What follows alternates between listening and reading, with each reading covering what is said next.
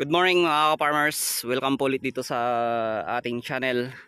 So bali ngayon mga farmers ay pang 11th harvest na po ngayon dito sa aking Galaxy Max F1 na ampalaya. So yan, morning na morning. Yan, marami pa rin ang kanyang mga bunga mga farmers, no. So nung linggo, so bali Martes po ngayon. So bumitas po ulit ako dito nung linggo ng 50 kilos po. Isasama ko po ulit yung total niya po ngayon sa pang 11th harvest mga ka-farmers, no. Ayan, shoutout pala kay Sir Wilson Salazar ng Ibahay Aklan, no. So namumroblema po siya mga ka-farmers sa kanyang ampalaya dahil nagyeyelo na po daw yung kanyang mga dahon sa baba.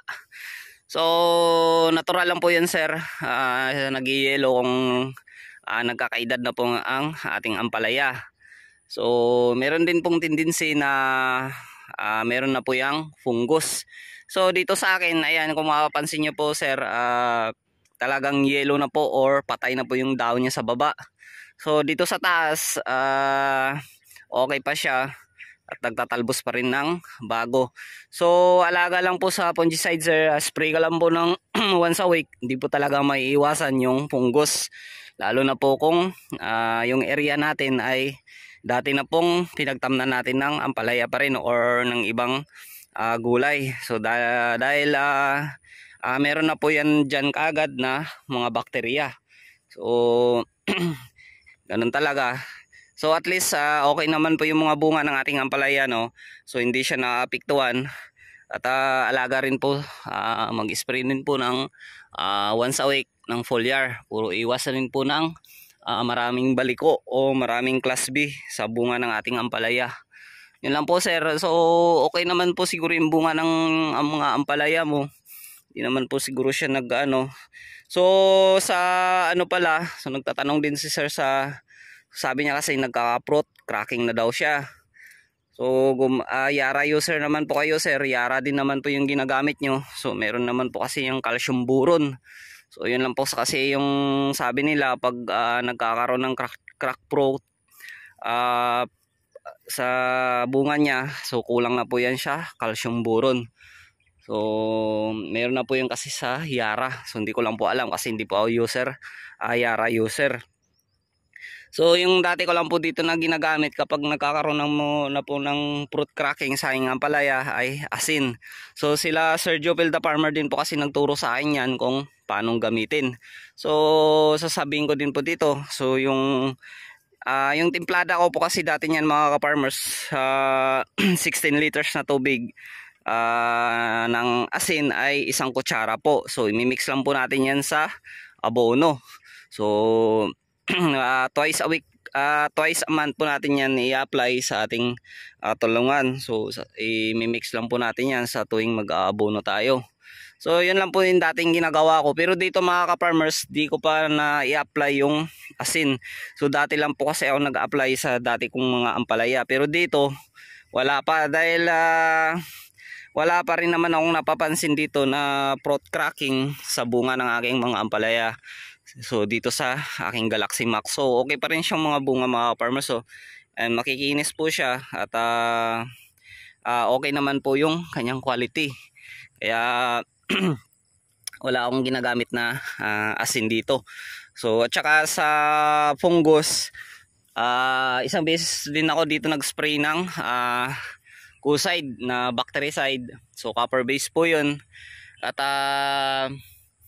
so bali magdadalawang linggo na rin po ako hindi nakapag-spray ng fungicide. So nakarang linggo nag-spray ako dito ng Megatonic Metomil. So yun lang po ang ginagamit ko po dito sa aking ampalayan.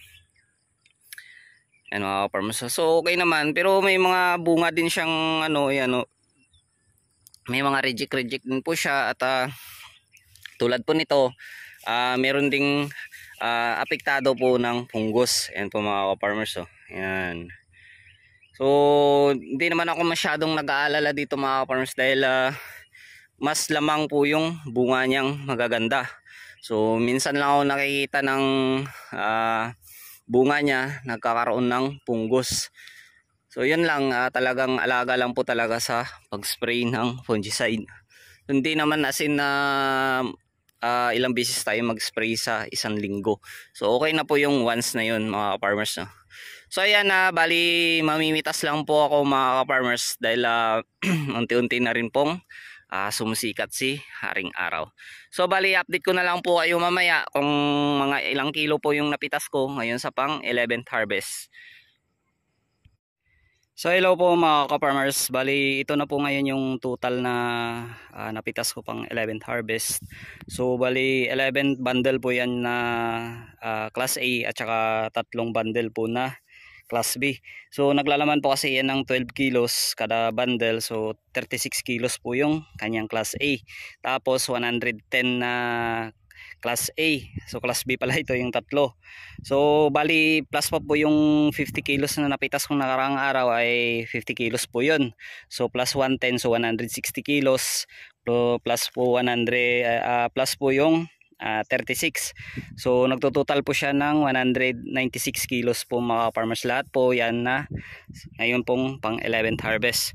So ayos na po yan mga farmers, no? Okay na po yan sa pang 11th harvest na ganun po karami. So malilit pa na po yung natira ngayong bunga niya. So tamang tama na po ulit ito sa Friday. So Martes po ngayon. So Friday po ulit yung ika-12 harvest nyo po. So bali hakutin na lang po yan mga ka-farmers at ikakarga po sa tricycle. So sitaw na lang po ngayon yung last kong harvestin. So bali nakapasok na po yung tricycle ko dito.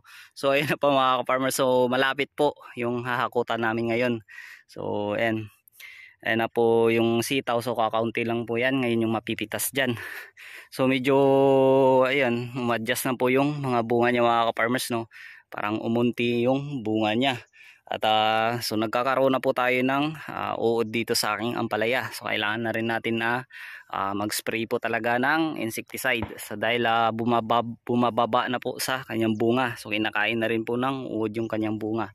So okay lang po yan at kayang-kaya po natin yang recover. So hindi pa naman ito severe at saka dahil hindi po tayo makapag-spray kagad dahil paminsan-minsan tuwing hapon ay umuulan. Kaya kailangan din po kasi na hapon ang pag-spray. Doon po kasi karamihan na nagsisilabasan yung mga uod dahil pag umaga, sumaga po kasi marami na pong pollinator dito sa ating mga gulay. So yun, bali hanggang dito na lang po mga ka-farmers at saka ayun, maraming salamat po sa lahat-lahat na sumusuporta po dito sa aking channel. God bless po sa lahat at saka happy farming.